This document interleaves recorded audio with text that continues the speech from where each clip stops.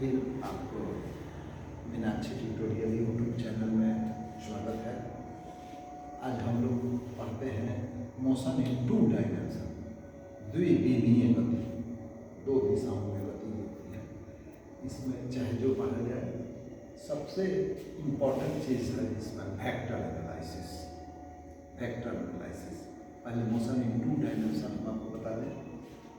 यदि कोई ऑब्जेक्ट किसी प्लेन में समतल पर चलता है तो वो एक दिशा में चलेगा, फिर इधर से मुड़ जाएगा इधर, फिर इधर से मुड़ जाएगा इधर।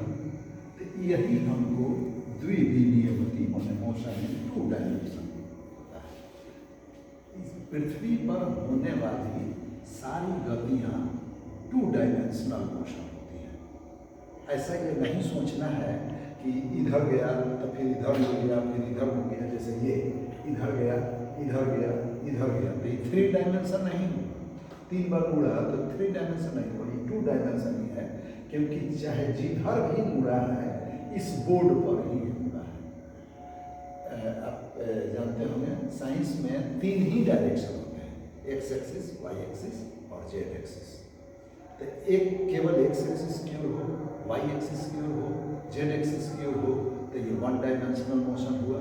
और 2 एक्सिस के बीच में, किसी 2 एक्सिस के बीच में यदि होता है तो ये मोशन इन 2 डायमेंशन हो गया। एक्स जेड प्लेन, तो एक प्लेन हो गया, उस पर 2 डायमेंशनल मोशन हो जाएगा। तो ये 2 डायमेंशनल मोशन होता है।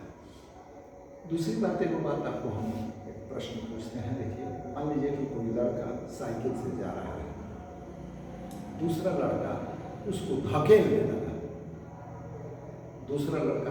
लगा, तो क्या होगा? आप जरा सोचिए तो, साइकिल की गति बढ़ जाएगी कि घट जाएगी, आखिर वैसे ही रहेगी? फिर से मेरा प्रश्न सुनिए।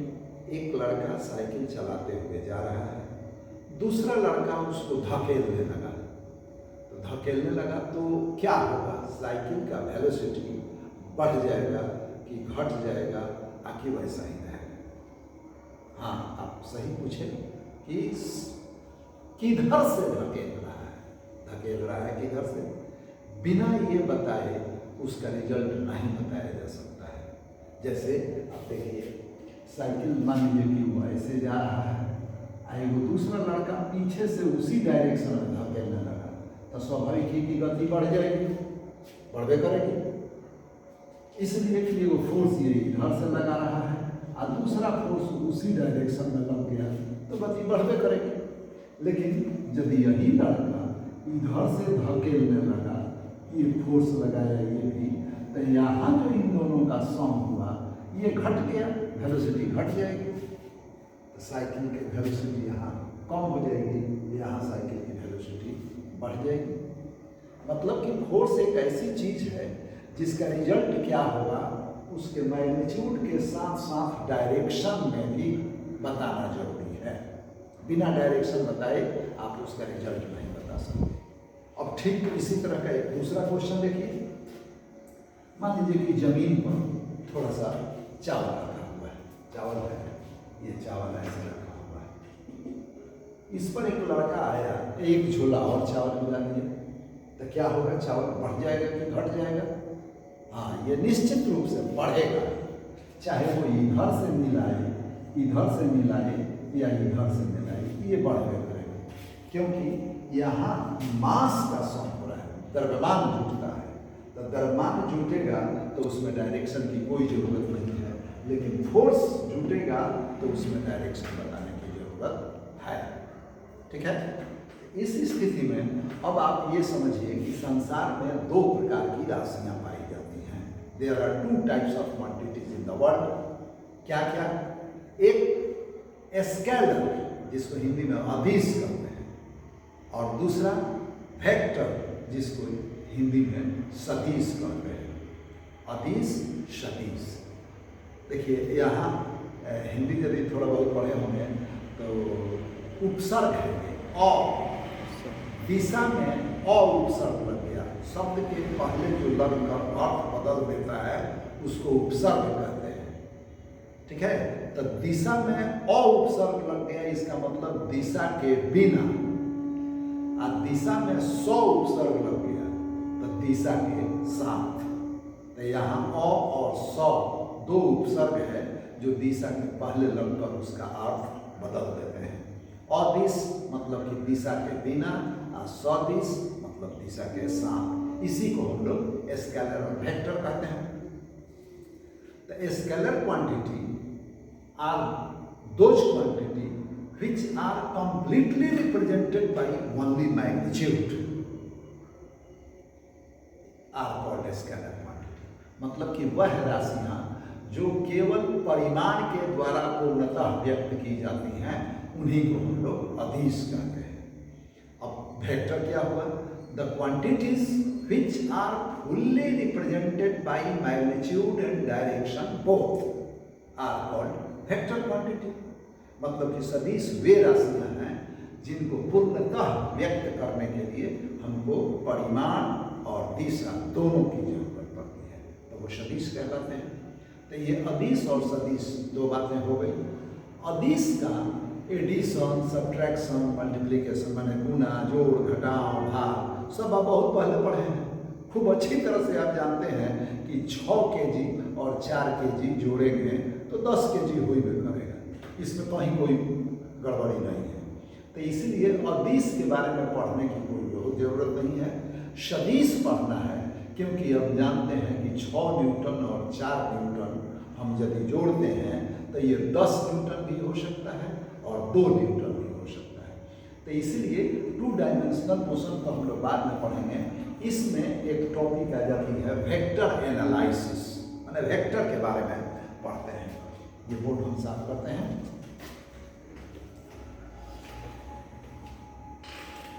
अब वेक्टर के बारे में पढ़ना है। वेक्टर अभी आपको बताया कि वेक्टर वे क्वांटिटीज हैं जो जिनको पूर्णतः रिप्रेजेंट करने के लिए, व्यक्त करने के लिए हमको परिमाण और दिशा दोनों की जरूरत पड़ती है। अब आपको एक बात बता दें कि ये जो साइन है, ये सिंबल है, ये वेक्टर का साइन है। जैसे ए पर ऐसे लिख दिया गया तो ये वेक्टर क्वांटिटी हो गया, और यदि बी पर कुछ नहीं दिया गया तो ये स्केलर क्वांटिटी हो गया। ये ऊपर जो तीर का निशान है ये वेक्टर का सिंबल है। जैसे आपको उदाहरण बताएं, ये 5 मीटर ऐसे हो गया और केवल 5 मीटर ऐसे हो गया, तो ये 5 मीटर वेक्टर हो गया और ये 5 मीटर स्केलर हो गया। ठीक है। अब इसी को यदि आपको याद होगा तो मीटर मतलब कि चेंज ऑफ प्लेस, स्थान में परिवर्तन, तो 5 मीटर मतलब कि ये डिस्प्लेसमेंट हो गया। डिस्प्लेसमेंट मतलब विस्थापन, और ये 5 मीटर अदिश है। तो चेंज ऑफ प्लेस तो ये है, तो ये अदिश है, तो ये दूरी हो गया, 5 मीटर दूरी हो गया। ठीक है। अब एक दूसरी बात आप देखिए, ये जो ऊपर दे दिया जाता है ये तो इसका सिंबल है। अब हम यहाँ 5 मीटर लिख दिए तो 5 मीटर ये ऐसे हो गया। इससे पता चला कि यह एक वेक्टर क्वांटिटी है और इसका मैग्नीट्यूड 5 है। लेकिन इस तीर से ये नहीं पता चला कि ये किधर काम कर रहा है। तो इसके लिए वेक्टर का रिप्रेजेंटेशन होता है, तो वो एक दूसरे तीर से, मतलब सदिश का निरूपण एक दूसरे तीर से किया जाता है, ऐसे ये। और ये जो तीर है इससे इस तीर की लंबाई वेक्टर के मैग्नीट्यूड को बताता है और इस तीर की दिशा वेक्टर के डायरेक्शन को बताता है। ठीक है। तो ये एक तरह से रिप्रेजेंटेशन हुआ। आप मैप में देखते हैं, इंडिया के मैप में जब भी आपको छपरा से दिल्ली का डिस्टेंस नापना हो तो आप छपरा और दिल्ली के बीच में डिस्टेंस को स्केल से मेजर कर लीजिए, और नीचे एक स्केल लिखा रहता है, उसमें कुछ 1 centimetre is equal to 100 kilometre, 1 centimetre is equal to 50 kilometre, कुछ लिखा रहता है नीचे। तो वो जब भी आप लिखिएगा कि देखिएगा छपरा से दिल्ली का डिस्टेंस स्केल से नाप लिए तो उस स्केल के आधार पर बता सकते हैं। तो उसी तरह से ये जो एरो मार्क दिया जाता है ये स्केल के अनुसार दिया जाता है। अब 5 मीटर का है तो ये इतना बड़ा हो गया। मान लीजिए कि वो 3 मीटर है, तो ये 3 मीटर भी वेक्टर है तो ऐसे ही है। लेकिन कल्पना कीजिए कि इसका डायरेक्शन इधर, तो ये हम इधर तीर खींचेंगे। ये 5 है तो उसी हिसाब से ये 3 इससे थोड़ा छोटा होगा। कल्पना कीजिए कि 4 मीटर का नीचे की ओर कोई वेक्टर है, तो 4 मीटर ये तो लिखेंगे ऐसे, लेकिन एक तीर का निशान बनाएंगे ऐसे, ये तीर का निशान हो गया 4 मीटर। मैंने इसका लेंथ, अब जैसे हम थोड़ी देर के लिए मान लीजिए 1 सेंटीमीटर बराबर 1 मीटर आप रिप्रेजेंट करते हैं, तो हाई 5 सेंटीमीटर का हो गया, ये 3 सेंटीमीटर का हो गया, ये 4 सेंटीमीटर का हो गया। ठीक है, ये रिप्रेजेंटेशन है, इस लाइन, इस एरो से तीर वेक्टर को हम लोग रिप्रेजेंट करते हैं। अब देखिए बहुत सारी बातें हैं। एक बात और देखिए कि डिफरेंट टाइप के वेक्टर्स होते हैं, डिफरेंट टाइप के वेक्टर्स। उसमें पहला आपको कहें equal vectors. Equal vectors, equal vectors का मतलब हुआ कि the vectors which magnitude and direction both are same, माने वे सदिश जिनका परिमाण और दिशा दोनों बराबर हो, तो उसको इक्वल वेक्टर्स या समान सदिश कहते हैं। जैसे मान लीजिए कि ए ऐसे हो और बी भी ऐसे हो, तो ये वेक्टर ए और वेक्टर बी इक्वल वेक्टर्स हो गए। दोनों का ये लेंथ बराबर है और डायरेक्शन एक ही तरफ है, तो ये इक्वल वेक्टर्स हो गया। उसी तरह से 2 नंबर में अपोजिट वेक्टर्स आप देखिए, अपोजिट वेक्टर्स। अपोजिट वेक्टर्स का मतलब हुआ वे वेक्टर जिनका मैग्नीट्यूड बराबर हो लेकिन डायरेक्शन जस्ट अपोजिट हो। The vectors which magnitudes are same but directions are opposite are called opposite vectors। जैसे इसी में A को हम इधर लिखे हैं, ये तो ठीक है।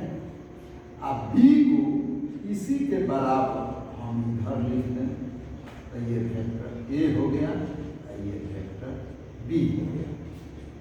तो A और B का मैग्नीट्यूड बराबर है, लेकिन डायरेक्शन देखिए वो इधर है, वो इधर, अपोजिट है, अपोजिट वेक्टर्स हो गए। उसी तरह से एक थर्ड आप करिए जीरो वेक्टर्स।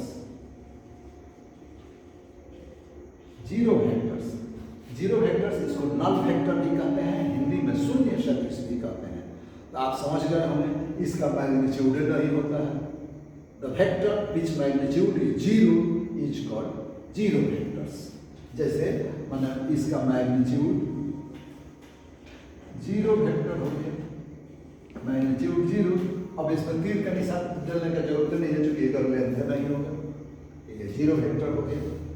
उसी तरह से एक फोर्थ है आप unit vectors. Unit vectors, unit vectors का आप समझ गए होंगे, नाम जैसे सोच रहे हैं। जीरो वेक्टर में जीरो है तो यूनिट वेक्टर में 1 है। The vector which magnitude is 1 is called unit vector. इसमें समझने की बात यही है, इसमें जानना तो सिर्फ यही है कि इसका मैग्नीट्यूड 1 होगा, लेकिन इसका अलग से एक सिंबल होता है काय, ऐसे होगा काय। यूनिट वेक्टर का ये सिंबल है काय। अब जैसे बहुत पहले मैंने अभी ऐसे लिख दिया जाए ए, तो ये वेक्टर है, और ऐसे लिख दिया जाए ए पर ये काय, तो ये वेक्टर है मगर यूनिट वेक्टर है, मतलब इसका मैग्नीट्यूड जीरो हो गया। ठीक है, बहुत पहले ऐसा होता था कि इसी वेक्टर से यूनिट वेक्टर को भी डिनोट किया जाता था। अब आप इसको कह के मान सकते हैं कि ये यूनिट वेक्टर हो भी सकता है और नहीं भी हो सकता है, लेकिन ऐसा कर दिया गया तो ये पूरी तरह से यूनिट वेक्टर हो गया। ठीक है, ये यूनिट वेक्टर हो गया। अब एक बात थोड़ा हम और बता देते हैं, इसमें ये मिटाना पड़ेगा, मिटाते हैं। यूनिट वेक्टर की जब चर्चा चल गई तो हम एक पढ़ते हैं परपेंडिकुलर यूनिट वेक्टर्स।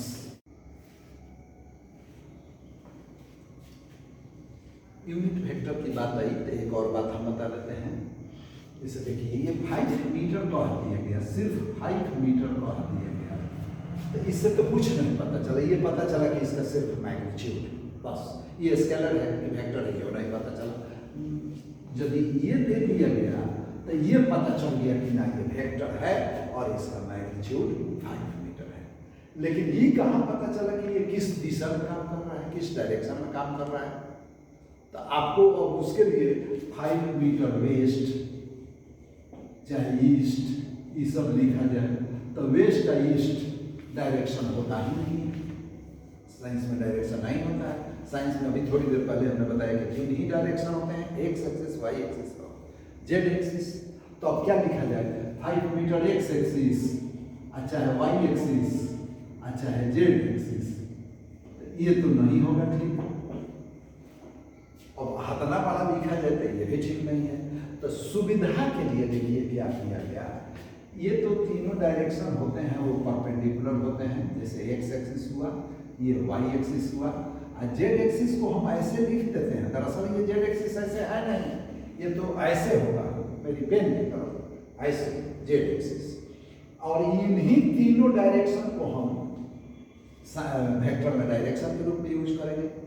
तो ऐसा माना गया कि एक्स एक्सिस को रिप्रेजेंट करने के लिए एक यूनिट वेक्टर आई को कल्पना कर लिया गया। आई यहाँ वाई एक्सिस को रिप्रेजेंट करने के लिए जे की कल्पना कर ली गई और जेड एक्सिस को रिप्रेजेंट करने के लिए के की कल्पना कर ली गई। ये कैप दिया गया है, आप समझ गए होंगे कि आई का डायरेक्शन है एक्स एक्सिस की ओर, लेकिन इसका मैग्नीट्यूड है आई A1। उसी तरह से जे का डायरेक्शन है वाई एक्सिस की ओर, लेकिन मैग्नीट्यूड है 1। के का डायरेक्शन है जेड एक्सिस। तो कुल मिलाकर आप ये समझिए कि I represents the x axis, मतलब कि आई के बदले में आप लिख सकते हैं कि unit vector along x axis. J का मतलब हो गया unit vector along y axis, K का मतलब हो गया unit vector along z axis. ये आई जे के हो गया। अब आप ये एकदम ध्यान से सुन लें, चूंकि ये तीनों परपेंडिकुलर होता है इसलिए इसको परपेंडिकुलर यूनिट वेक्टर्स कह देते हैं। अब आप ये ध्यान रख लीजिए कि किसी भी वेक्टर को बिना आई जे के नहीं बताया जा सकता, नहीं लिखा जा सकता। ये भी लिखा गया है, वेक्टर देने के बावजूद ये गलत है। हम लोगों को लिखना पड़ेगा 5i, तब मीटर लिखिए, चाहे -5j तब मीटर लिखिए, 3k न्यूटन का मतलब हो गया कि 3 न्यूटन का फोर्स जेड डायरेक्शन में लग रहा है। इसका मतलब हो गया कि 5 मीटर डिस्प्लेसमेंट जो हुआ है वो एक्स एक्सिस की ओर हुआ है। इसका देखिए नेगेटिव हो गया, मतलब कि 5 मीटर का डायरेक्शन जो हुआ, जे तो वाई को रिप्रेजेंट करता है, तो माइनस जे हो गया तो वाई एक्सिस के अपोजिट डायरेक्शन। ठीक है। अब एक थोड़ा सा बात, मान लीजिए कि कोनो ऑब्जेक्ट यहाँ हो, इसको बताना हो तो इतना एक्स एक्सिस है ना वाई एक्सिस है, तब तो आप कोऑर्डिनेट सिस्टम पहले पढ़े होंगे। यहाँ मान लीजिए कि एक्स एक्स वाई वाई यहाँ डाल दिया जाए तो इसको हम लोग 3i + 2j, मतलब i की ओर यहाँ हमें 1 हो जाए, 2 हो जाए, 3 हो जाए, और 1 और 2 तो 3i + 2j। जैसे एक्स वाई आप लिखा करते थे, एक्स वाई से कोऑर्डिनेट है और पॉइंट को बताया जा सकता है, तो आई जे के रूप में हम लिख देंगे, तो आई जे प्लेन में हो गया। यदि ऊपर कुछ हो तो आप 3i + 2j - 5k इससे वेक्टर का रिप्रेजेंटेशन हो गया। ठीक है, ये हो गया। अब हम लोगों को वेक्टर का एडिशन, सब्ट्रैक्शन, मल्टीप्लिकेशन वगैरह पढ़ना है। अगले वीडियो में देखिएगा, उसमें वो भी मिलेगा। Thank you. सब्सक्राइब कीजिए, अच्छा लगता है तो सब्सक्राइब कीजिए। और एक और सूचना दे दें कि हर साल की भांति बिहार बोर्ड या किसी बोर्ड के लिए गेस क्वेश्चन किया गया है, और वो गेस क्वेश्चन यूट्यूब पर देखा जा सकता है, और उसका नोट्स आप टेलीग्राम पर या आकर संपर्क करके ले सकते हैं। Thank you.